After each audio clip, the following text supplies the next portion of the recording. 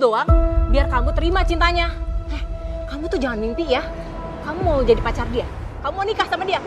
Sampai kapanpun saya nggak akan rela. Kalau aku nggak bisa dapetin kamu, Intan, laki-laki manapun nggak bisa dapetin kamu dengan gampang. Jadi Intan mau dilamar? Iya dong, calonnya kayak Raya, gak kayak kamu. Sayang kamu ya. Sebentar lagi kamu akan merasakan apa yang selama ini aku rasakan. Hati kamu aneh. Tidak semua cinta itu suci. Ada cinta yang gelap yang membutakan hati. Hingga pelakunya rela mengorbankan segalanya, termasuk menghalangi jodoh dengan cara kotor. Bayangkan, ada seorang perempuan yang jodohnya selalu kandas. Ia seperti diselimuti oleh kesialan demi kesialan. Cinta yang seharusnya suci berubah menjadi obsesi. Dan obsesi itu menjelma menjadi kutukan. Guna-guna gantung jodoh. Akankah perempuan ini terperangkap dalam cinta gelap? Ataukah justru doa dan kekuatan cinta sejati mampu untuk mematahkan segala penghalang yang tak kasat mata? Apa kabar pemirsa? Senang sekali bisa kembali menjumpai Anda dalam Catatan Hati Perempuan. Ruang berbagi kisah dan tempat menemukan kekuatan di balik setiap luka yang terpendam. Kali ini kita akan mendengarkan kisah cinta yang berujung petaka. Namun bukanlah takdir yang memisahkannya. Namun seseorang yang tak rela melihat perempuan itu bahagia. Mari kita langsung sambut Intan. Halo Mbak Intan, apa kabar? Hai. Silakan duduk Mbak. Mbak Intan, terima kasih sudah hadir di sini. Namun sebelum kita mulai, mungkin saya mau tahu apa alasan Mbak Intan mau berbagi kisahnya kepada para pemirsa Catatan Hati Perempuan? Karena saya nggak ingin ada perempuan lain yang mengalami nasib seperti saya, Mbak. Terima kasih loh Mbak. Nah, mungkin Mbak bisa menceritakan bagaimana awal mulanya Mbak Intan bisa terlibat dalam kisah ini? Bermula dari rasa sakit hati teman saya. Dia melamar saya, tapi saya menolaknya. Kenapa ditolak Mbak Intan? Karena kelakuan dia yang sangat buruk. Dia bukan cuma pengangguran, dia juga suka mabuk-mabukan dan suka bikin onar. Ibu tiri saya sampai marah, bahkan dia sampai menghina cowok itu. Tapi sejak saat itu hidup saya jadi penuh teror.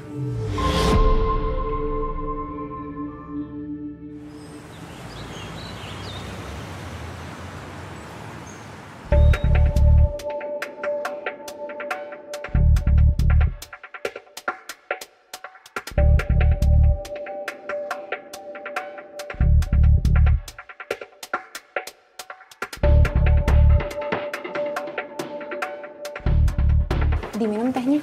Makasih ya Intan. Aku minum ya.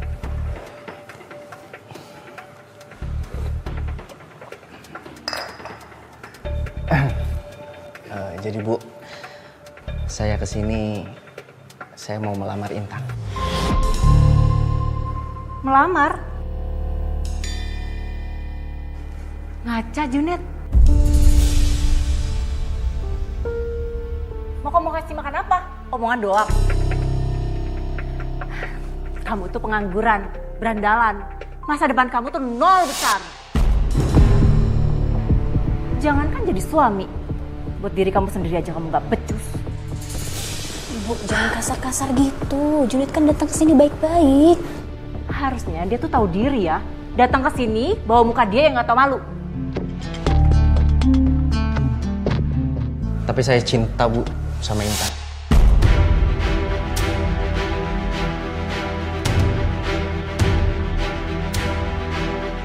Tapi Intan gak cinta sama kamu. Iya kan Intan? Mending kamu pergi deh. Pergi. Dan jangan pernah kamu datang ke rumah ini lagi. Kalau gitu saya pamit. Aku antar dia, Bu. Gak usah, cuma sampai luar. Junet. Omongan ibu jangan dimasukin ke hati ya. Walaupun agak kasar. Maafin ibu ya, Jun. Aku tahu aku bukan siapa-siapa, Tan. Tapi aku juga manusia, aku punya perasaan. Kalau kamu mau tahu, semenjak sekolah aku udah suka sama kamu. Dan perasaan itu nggak pernah hilang. Makasih atas kejujuran kamu, Jun.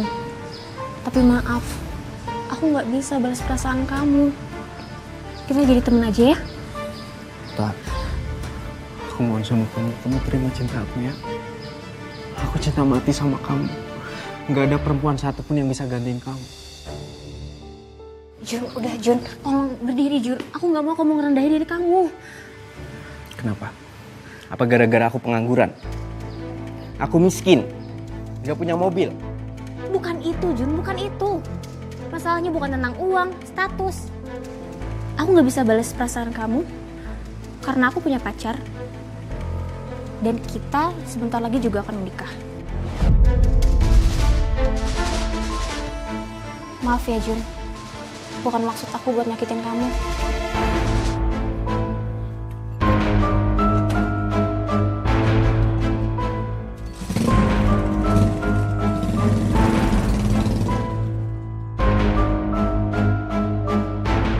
Saya melihat Junet benar-benar kecewa.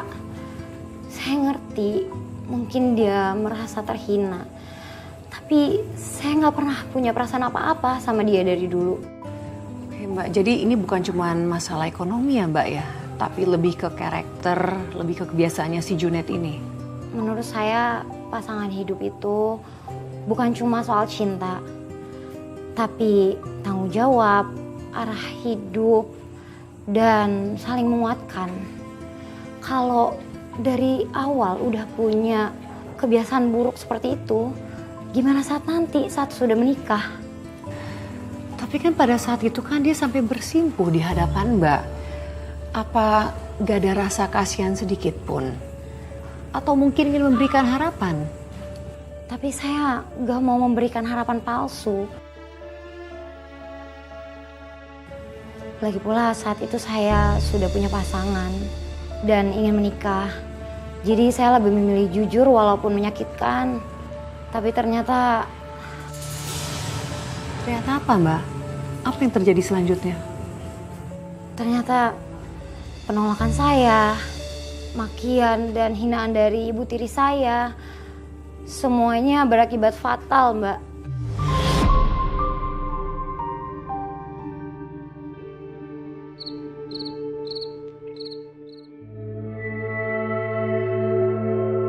Sebentar lagi kamu akan jadi milik aku, Intan.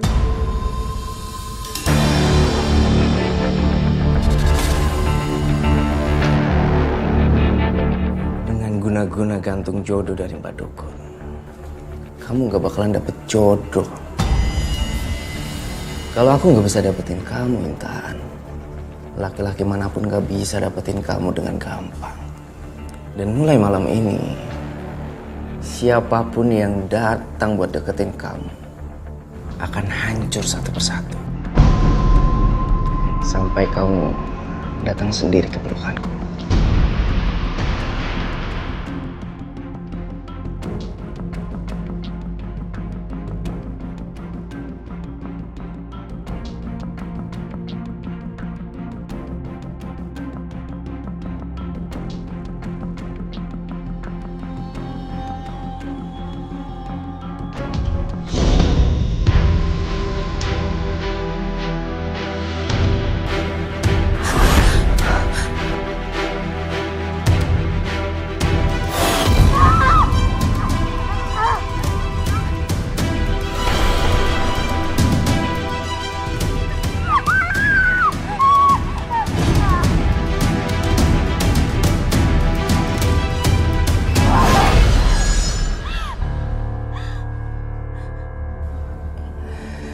Intan sayang, sebentar lagi kamu bakalan jadi milik aku.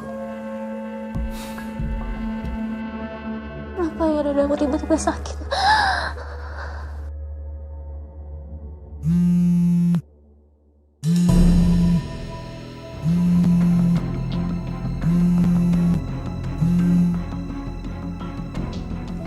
Halo sayang.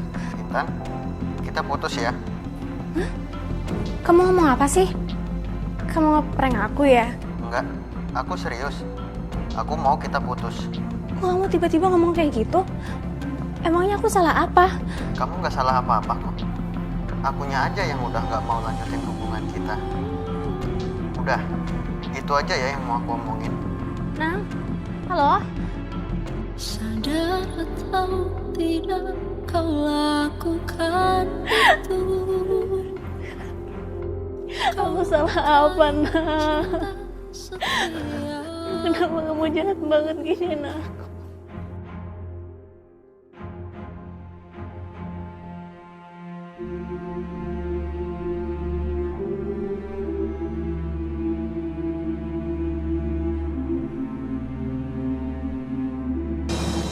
Tiba-tiba aja pacar saya mutusin saya tanpa sebab, Mbak.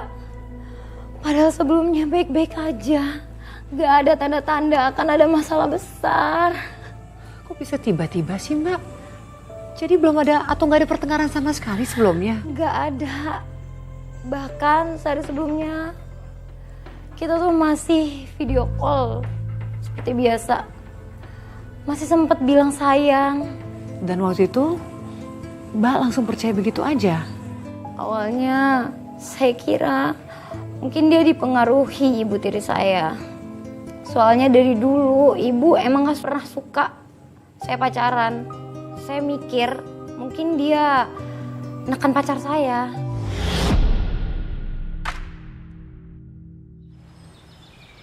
Intan, kita putus ya. Kamu ngomong apa sih? Kamu ngeprank aku ya? Gak kena. Enggak, aku serius. Aku mau kita putus.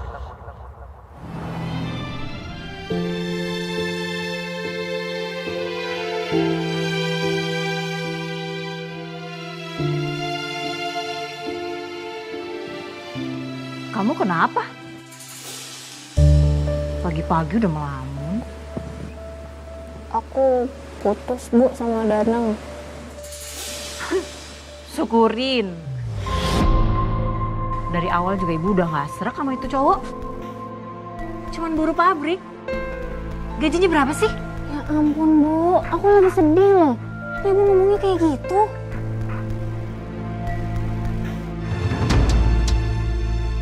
Danang juga ninggalin aku gak jelas alasannya. Nah kan, kamu diputusin gak jelas. Udah kelihatan kan cowok kayak gitu gimana? Padahal kamu selalu belain dia loh. Masih pacaran aja udah diputusin sembarangan. Gimana nanti kalau udah nikah? Bisa-bisa kamu dicerain sembarangan juga loh.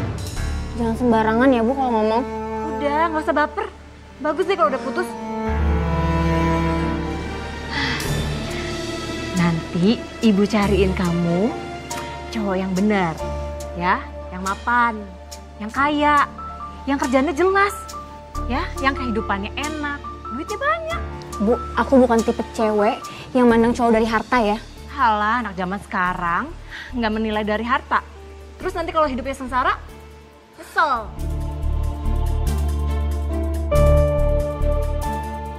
Dikasih tahu malah kayak gitu, biasaan. Setelah saya selidiki, ternyata dia ninggalin saya aja, Mbak, tanpa sebab. Dan Mbak ngerasa nggak ada sesuatu yang aneh di sini? Atau mungkin Mbak sempat berpikiran dia selingkuh? Sempat, saya mikirnya mungkin dia udah punya wanita lain. Tapi setelah saya selidikin sendiri, saya nggak nemu motif ada perselingkuhan. Dia ninggalin saya tanpa alasan yang jelas aja. Ini janggal banget sih, Mbak. Mbak pasti merasa ada yang aneh kan dengan hal ini? Iya, saya juga ngerasa ada yang aneh dari diri saya. Tapi saya nggak tahu entah itu apa. Gimana? Gak jelas banget nih, Bon. Iya, Bon, mana? Bos, Intan, Bos. Dia dari gue nih. Hai Intan, mau ke kantor ya? Aku anterin pakai motor. Yuk. Gak usah, Jun. Aku biasa jalan kaki. Terima kasih. Bentar dong. Habis nangis ya? Siapa yang bikin kamu sedih? Bilang sama Bang Junet, biar Bang Junet yang ngadepin. Nggak apa-apa Jun, ini karena aku kurang tidur aja. Jadi kelihatan sedih. Serius Intan, aku tuh nggak suka lihat kamu murung. Kamu itu pantasnya bahagia sama aku. Aku jalan duluan ya. Bener-bener. Sekali lagi aku tawarin sama kamu, aku antar naik motor ya. Enggak Jun. Udah ya.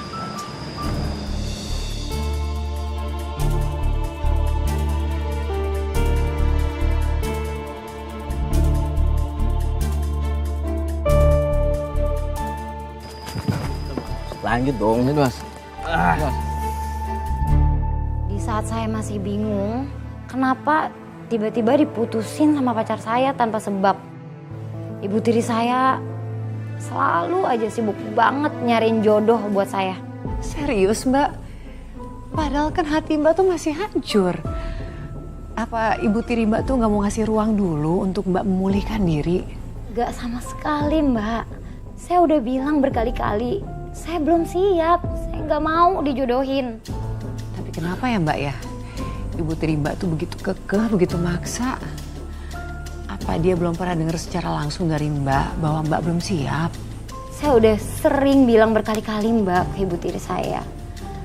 Dan pernah Mbak, pas saya lagi capek banget pulang kerja, tiba-tiba di rumah, di ruang tamu udah ada cowok. Katanya itu anaknya dari temen ibu tiri saya. Katanya mau dijodohin sama saya. Sebentar ya Nak Irwan, bentar lagi pasti Intan datang. Iya. Assalamualaikum. Waalaikumsalam. Intannya datang. Sini sayang. Sini.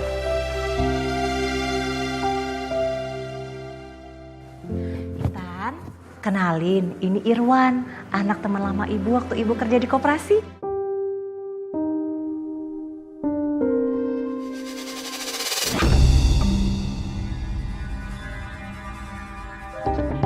Irwan. Intan. Kalian berdua ngobrol dulu ya. Ibu mau bikin minum dulu. Silakan. Saya sudah dengar tentang kamu. Pekerja keras, mandiri, dan gak suka neko-neko. Saya biasa aja kok. Saya tipe cowok yang suka perempuan rumahan. Tahu nggak? Nanti kalau kita sudah nikah, kamu nggak usah kerja, cukup di rumah aja. Nanti saya kasih uang bulannya yang banyak. Hah?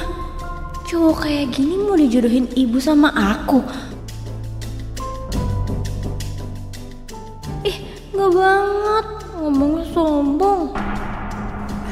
Maaf ya mas, aku capek banget tadi banyak kerjaan. Aku ke kamar duluan ya. Oh ya sudah, nggak apa-apa. Daripada ganggu kamu kerja, saya pamit dulu ya. Salam buat ibu ya.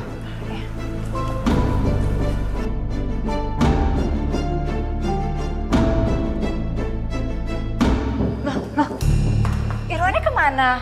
Udah balik duluan, katanya ada urusan. Ya. Aku mau istirahat ya bu, capek banget tadi banyak kerjaan. Capek. Jodoh itu nggak datang 2 kali. Kamu ini perempuan bukan ratu. Nggak semua cowok ya mau nungguin kamu. Gimana kalau ibu jodohin kamu sama Irwan? Ibu tuh lagi ngapain sih jodoh-jodohin aku tanpa persetujuan aku lagi? Ibu kan tahu aku habis patah hati. Justru ibu jodohin kamu itu biar kamu nggak patah hati kelamaan. Irwan itu orangnya baik, nggak kayak mantan kamu. Gak usah jelek-jelekin Danang ya bu. Kamu tuh ya udah diputusin, masih aja belain dia. Aku bukannya belain bu. Aku nggak suka kalau ibu ngejelek-jelekin orang lain. Udah ya bu, tolong jangan ganggu aku. Aku mau istirahat. Capek. Tunggu, iya ya ibu nggak ganggu. Tapi kamu mau kan ya sama Irwan ya? Enggak, ih. Intan. Gak hanya sekali ibu tiri saya menjodohkan saya.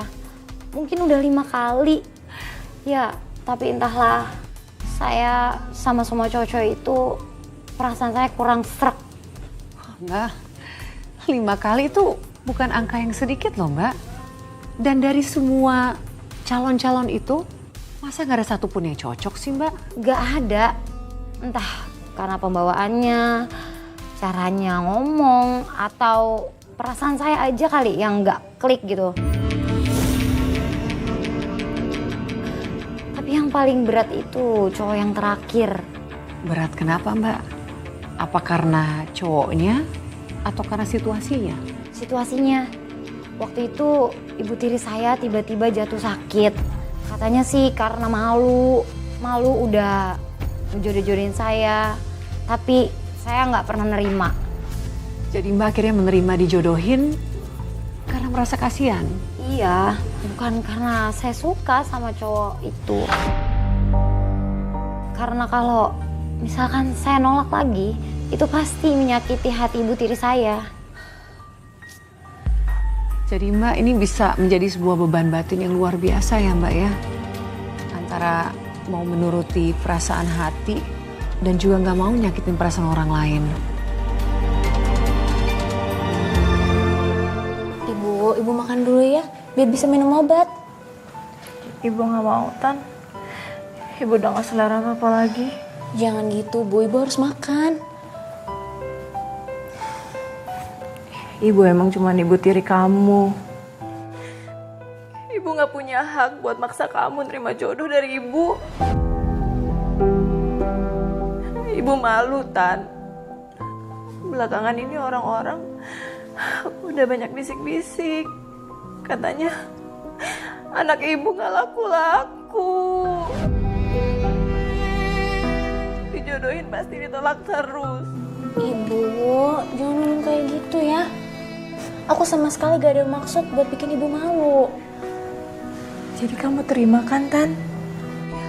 Sekali ini aja, ya, demi ibu dan demi anak temannya ibu.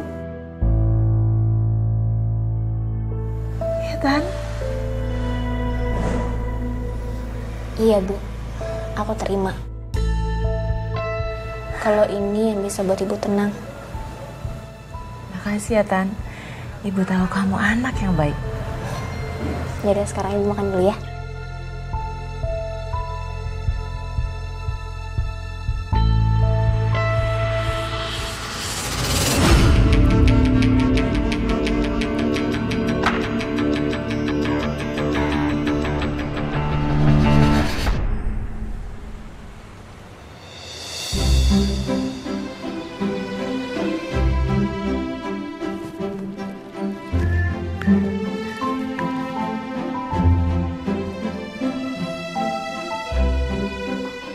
Misi.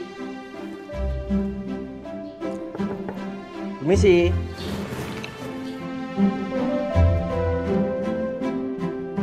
Loh, Jun?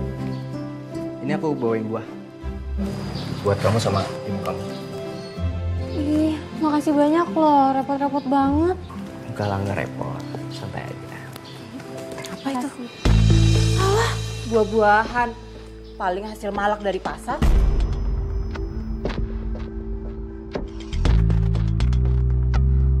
Atau jangan-jangan hasilnya loh. Bu, kok ngomongnya gitu sih? Gak usah diterima.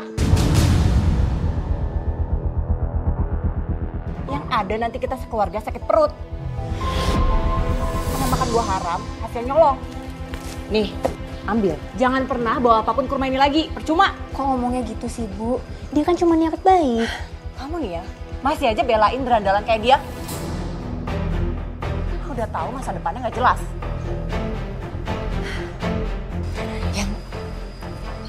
Mending sekarang kamu siap-siap. Kamu dandan dan cantik, biar calon mertua kamu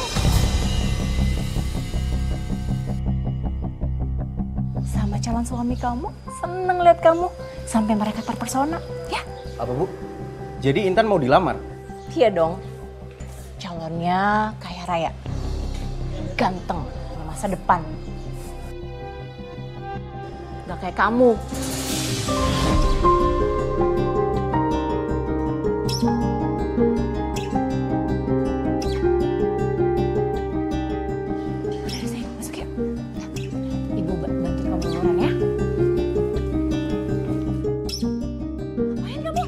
Pergi.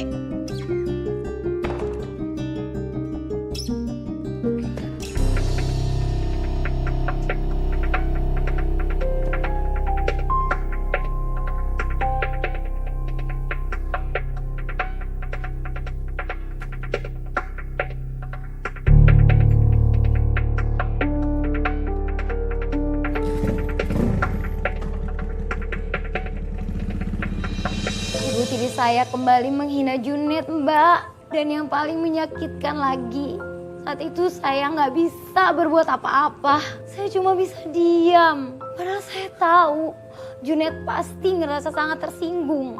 Mbak cuma diam tuh karena takut, Mbak, atau ada takut menyakiti perasaan keluarga? Dua-duanya sih, Mbak. Di satu sisi kalau saya bela Junet, dia mungkin akan ngerasa dipermalukan. Tapi kalau saya nggak ngebela dia, mungkin dia akan ngerasa makin sakit hati. Dan setelah itu, Mbak, langsung acara lamaran kan ya? Iya, malam itu acara lamaran digelar. Semuanya terlihat sangat lancar. Tapi justru disitulah keanehan terjadi. Keanehan seperti apa, Mbak, maksud? Mari masuk, ayo. Silakan duduk, Mbak Narandi. Terima kasih. Terima kasih, Bu. Mohon maaf ya kalau rumah kami sederhana, tapi kami menerima kalian dengan tulus kok. Terima kasih Mbak Yati. Rumahnya nyaman kok, bagus. Alhamdulillah. Intan masih di kamar. Sebentar saya panggilkan dulu ya.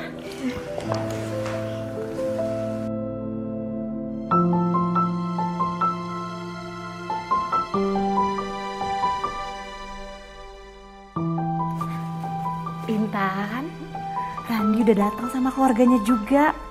Kamu lihat sendiri deh, dia ganteng banget. Cocok sama kamu. Iya Bu, bentar lagi aku keluar. Aku nyelesain makeup bentar ya. Kamu cantik bangetan. Ibu yakin Randi pasti jatuh cinta lagi lihat kamu malam ini. Ibu bangga banget. Ibu seneng sekarang kamu nurut sama ibu. Semoga ini yang terbaik ya. Amin Bu. Ya udah kamu cepetan ya. Jangan bikin calon besan kita nunggu lama. Iya Bu. Ya udah.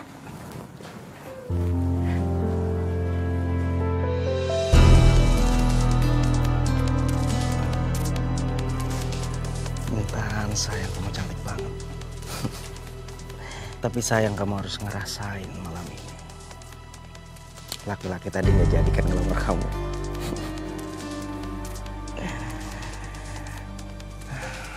Sayang banget perempuan secantik kamu. Masa aku nggak bisa dapetin kamu?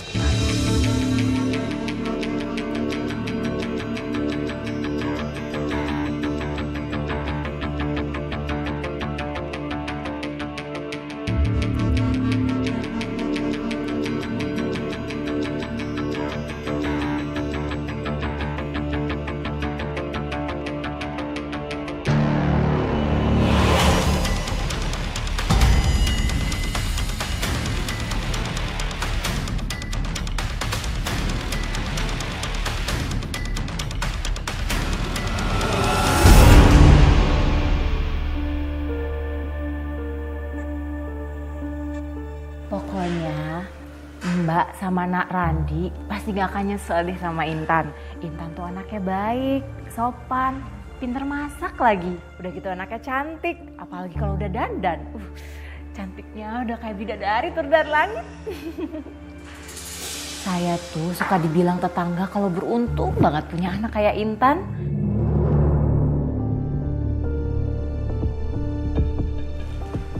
Nah, itu Intan.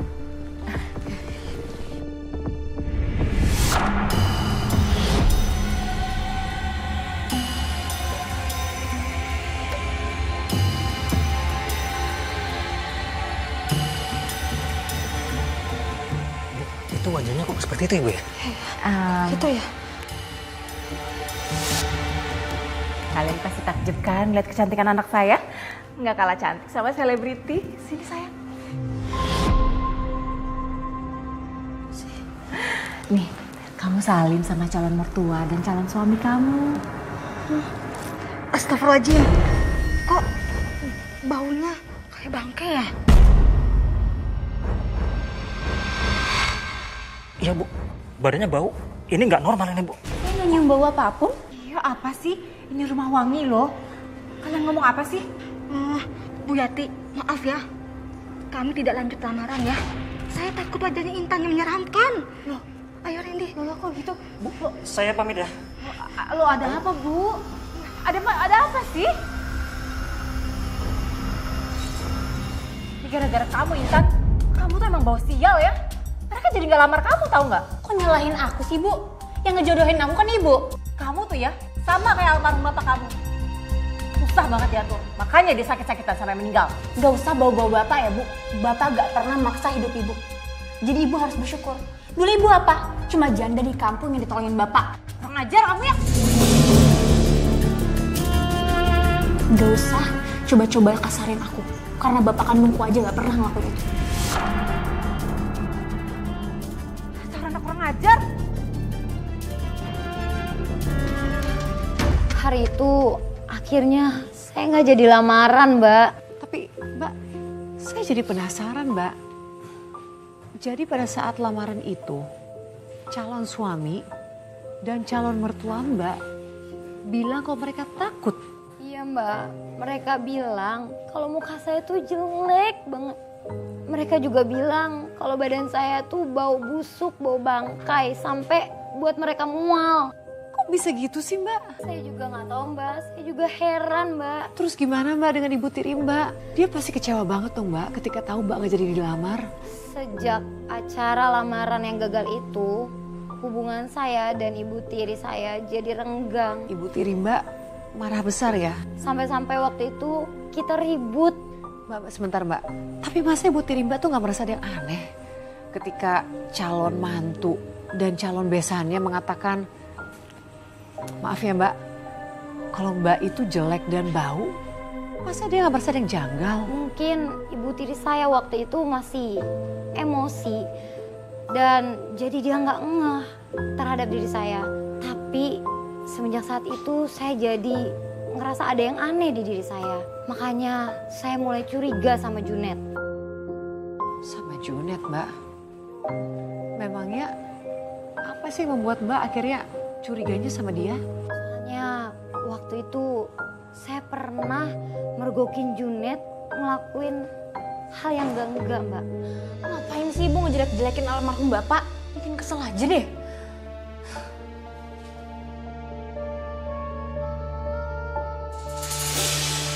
Astaga, sampai lupa tutup jendela.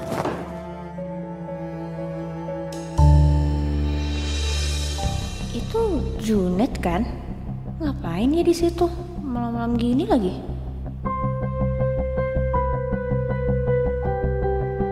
Sialan, Intan ngeliat kesini lagi.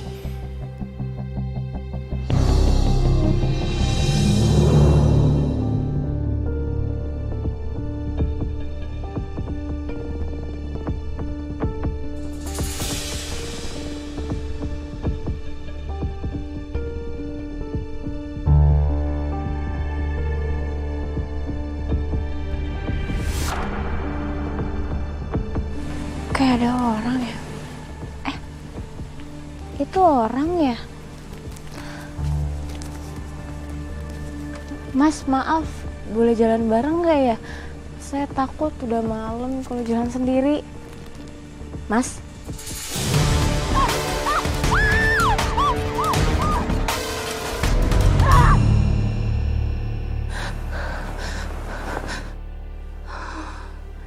Syukur deh cuma mimpi buruk.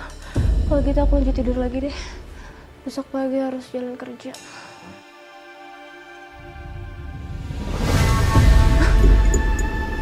Ada kedip ya? Perasaan baru ganti lampu.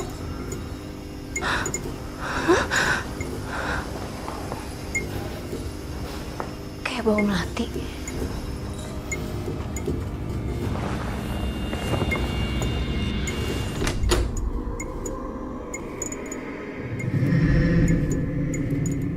Loh, kok di situ aneh banget?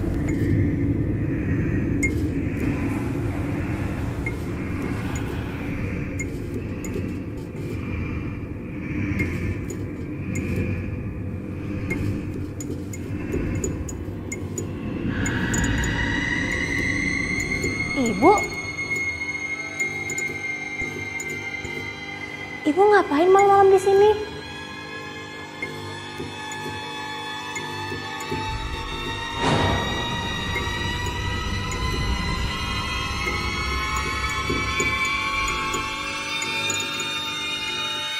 Intan, Ini ngapain malam-malam di dapur? Loh, kok ibu ada dua? Kamu tuh kenapa sih kayak ngeliat hantu? Kamu hantu ya? Jangan deket gak? Pergi! Apa sih? Enak aja, ini tuh ibu. Lihat tuh. Nggak lihat apa? Kaki ibu nginjak lantai. Oh iya. Maaf Bu, tadi Intan ngalamin hal aneh. Hal aneh? Barusan Bu, lampunya kedap-kedip. Di kamar Intan juga. Terus ya, Bu Melati. Kamu tuh jangan ngarang-ngarang cerita deh. Bilang aja kalau kamu mau dijodohin lagi kan? Intan gak ngarang cerita Bu. Apa yang Intan ceritain itu beneran terjadi. Dan Intan rasain sendiri. Udah, ibu nggak percaya sama omongan kamu ah.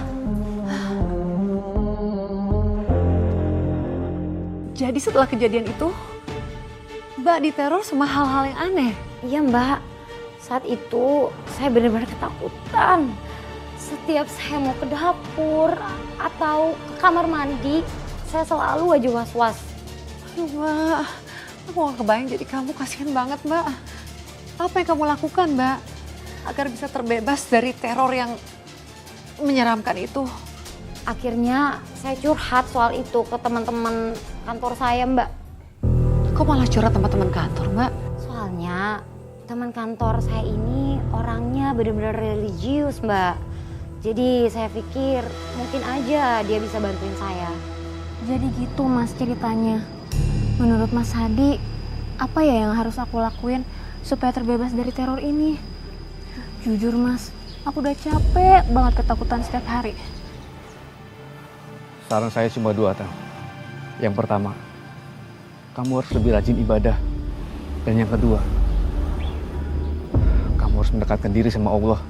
Aku yakin kalau kamu melakukan 2 hal itu, teror menyeramkan itu gak akan kembali lagi. Iya Mas, aku akan ikutin saran kamu. Makasih banyak ya Mas, udah mau dengerin curhatan aku. Sama-sama Intan. Aku doain semoga Allah melindungi kamu. Amin. Ya Allah, perasaanku selalu tenang ya kalau lagi sama Mas Hadi. Apalagi kalau dengar nasihatnya. Hatiku langsung rasa teduh.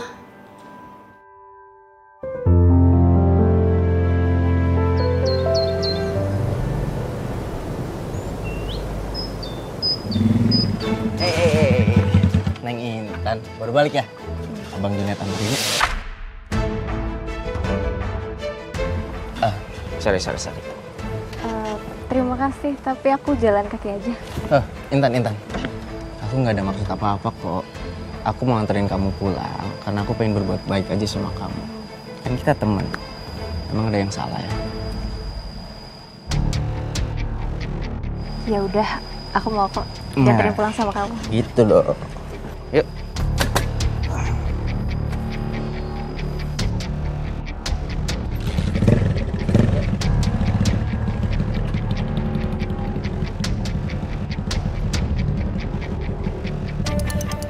Kayaknya Intan udah bisa nerima cinta aku nih.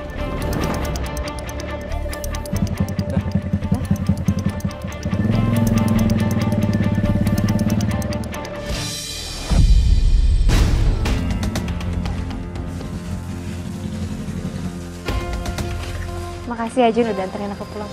Sama-sama, santai aja. Kalau mau langganan juga bisa. Gratis buat perempuan secantik kamu. Apaan sih?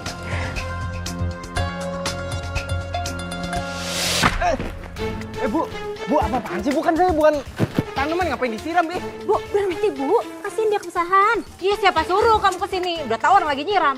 Cepet pergi. Ibu tuh udah kelewatan ya, dia tuh baik, mau nganterin aku pulang. Paling dia cuma modus doang, biar kamu terima cintanya. Kamu tuh jangan mimpi ya.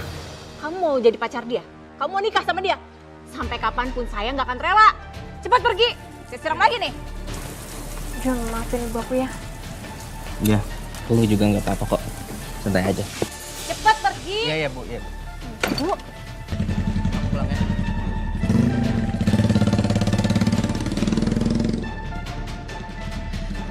Ibu tuh bener-bener kelewatan ya. Ibu malu-maluin aku di depan Junet. Kok jadi marah sama ibu? Maksud ibu tuh kan baik. Kamu aja otaknya udah koslet karena kamu diantar sama Junet. Terserah deh ibu ngomong apa, aku udah capek. Sikap dan perkataan dari ibu tiri saya terhadap Junet bukan lagi perasaan kesal, Mbak, tapi sudah ke tahap yang sangat membenci. Sudah segitunya ya perasaan ibu tiri Mbak ke Junet. Iya, Mbak. Sampai-sampai ada di suatu malam ibu saya tiba-tiba mengalami kejadian yang aneh, Mbak.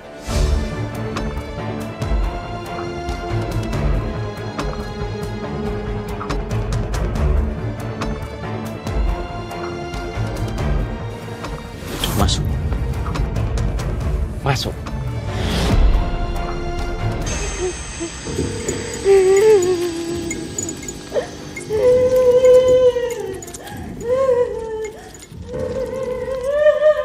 Ibu, kenapa Bu? Istighfar.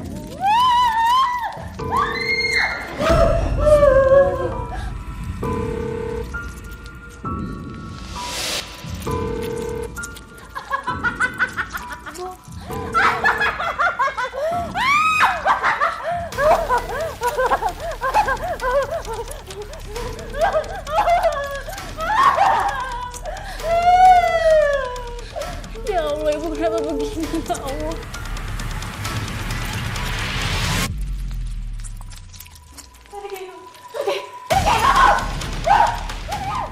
Sayang kamu ya.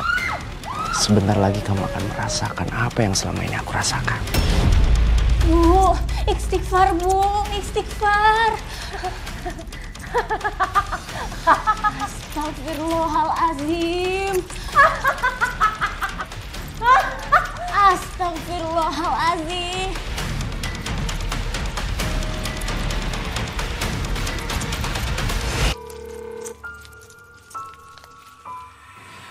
Jadi Mbak benar-benar nggak tahu bagaimana ibu tiri Mbak kondisinya bisa seperti itu.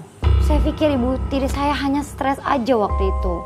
Tapi setelah saya pikir lagi, saya ulang-ulang, saya teringat, Mbak, dengan kejadian ibu tiri saya pernah menyiram Junet, Mbak. Saya pikir ini pasti ulahnya si Junet. Tapi Mbak konfirmasi nggak ke Junet soal ini? Enggak, Mbak, karena saya takut itu bisa nyinggung dia. Lagi pula saya juga nggak punya bukti. Tapi kondisi ibu tiri Mbak sendiri bagaimana setelah itu? Kondisinya masih terus seperti itu sampai waktu itu saya minta restu dari ibu tiri saya untuk menikah dengan Mas Hadi. Ibu tiri saya cuma bisa diam dan hanya tatapan kosong aja, Mbak. Jadi akhirnya Mbak menikah sama teman sekantor Mbak. Oh Mbak, selamat ya Mbak ya. Iya Mbak, makasih ya Mbak. Tapi ternyata teror menyeramkan itu masih selalu ada walaupun saya sudah beribadah bersama dengan suami saya.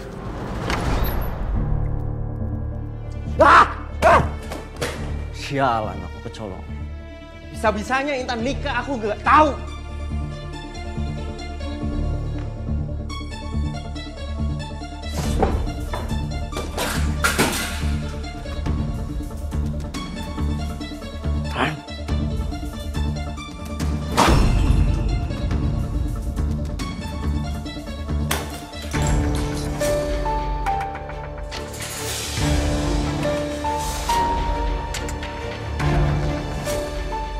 Aku nggak rela kamu bisa nikah dengan laki-laki lain, Intan. Aku bakalan minta guna-guna yang lebih ampuh ke Mbah Dukun buat merusak rumah tangga kamu.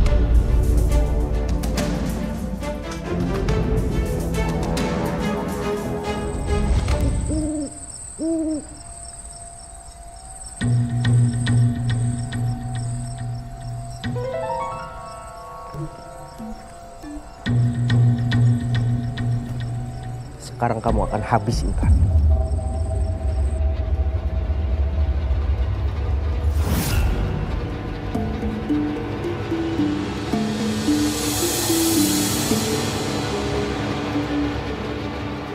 Astagfirullah.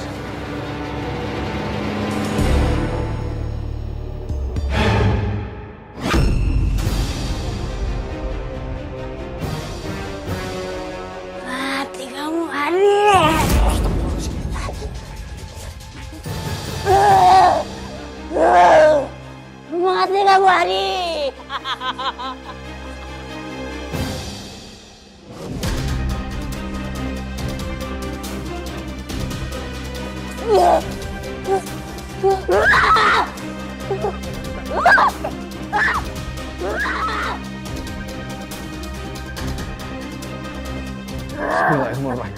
Allah la ilaha illallah. Wah, tahu dulu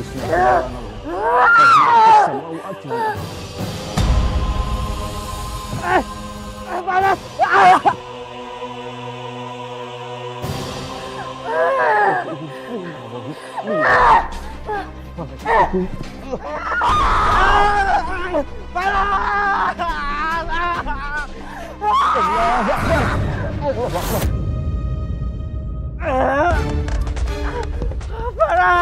Tolong!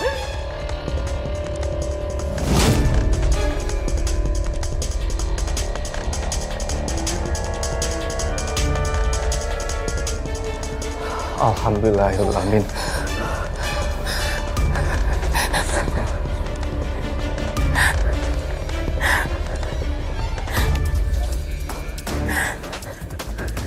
Intan, ayo kita sholat isya berjamaah. Mas.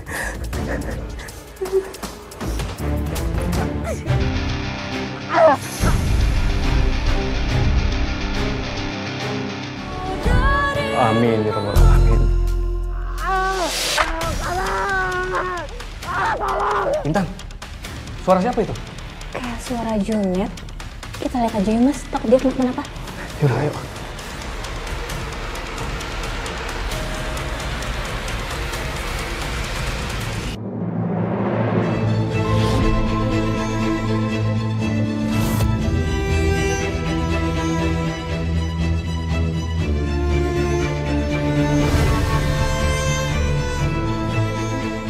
Astagfirullahaladzim Junet.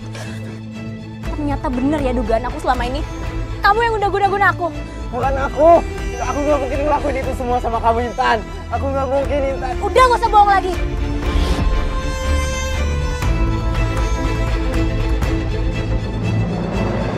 Selama ini aku udah curiga ya sama kamu. Karena kamu temen aku gak mau asal nuduh tanpa bukti. Aku ngehargain perasaan kamu. Tapi sekarang bukti udah ada di depan mata. Kamu juga bahkan gak ngaku, Junet. Oke, aku gak. Aku yang ngelakuin ini semua sama kamu, Intan. Aku gak nyangka kamu bisa setega ini sama aku dan ibu. Aku pikir kita temen deket, Jun. Tapi karena cinta yang ditolak, kamu bahkan mempertaruhkan nyawa kamu. Intan, aku minta maaf, Intan. Aku menyesal ngelakuin ini semua, Intan. Tolong aku, Intan.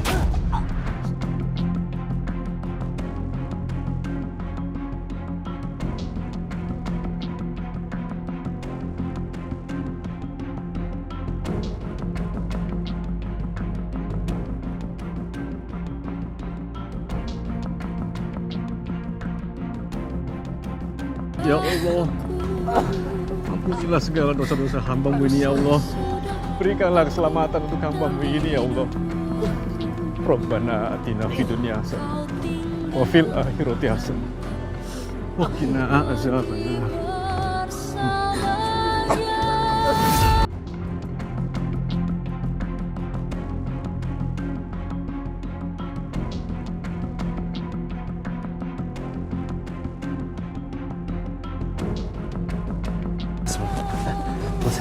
Mas Hadi, aku minta maaf, aku menyesal Mas. Aku minta maaf Mas. Aku menyesal. Maafin aku. Kami akan maafin kamu. Tapi kamu harus tobat. Minta ampun sama Allah. Ya, aku bakalan tobat.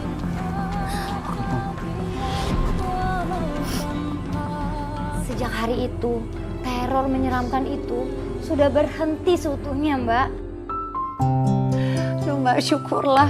Saya ikut bahagia, Mbak. Jujur aja, saya takut banget Mbak ngikutin cerita Mbak yang menyeramkan. Tapi alhamdulillah, akhirnya semuanya berakhir dengan baik ya, Mbak. Iya, Mbak. Dan Ibu Tiri, Mbak, gimana kondisinya? Kondisinya sudah jauh lebih membaik. Dan ya walaupun tidak sesehat seperti dulu, tapi yang paling saya syukuri, Ibu Tiri saya sikapnya sudah jauh lebih baik. Dia sudah tidak silau lagi dengan harta dan ibadahnya juga jadi lebih rajin. Duh, alhamdulillah Mbak. Tapi Tapi Mbak, hubungan Mbak dengan Junet gimana dong Mbak? Alhamdulillah, Junet sudah tobat Mbak. Hubungan kita sudah membaik. Walaupun gak sedekat dulu, tapi kita masih berteman baik. Alhamdulillah Mbak, saya senang banget mendengarnya Mbak. Dan terima kasih Mbak Intan mau hadir di sini dan membagikan kisahnya. Sehat terus ya Mbak. Iya Mbak, sama-sama. Pemirsa, kisah yang baru saja kita dengarkan tadi banyak terjadi di sekitar kita. Makanya ada istilah, cinta ditolak, guna-guna bertindak. Semoga kisah ini bisa menjadi pelajaran bagi kita semua, utamanya kaum perempuan, bahwa cinta yang dipaksakan akan berakhir dengan kehancuran. Terima kasih telah menyaksikan Catatan Hati Perempuan. Sampai jumpa dalam episode berikutnya.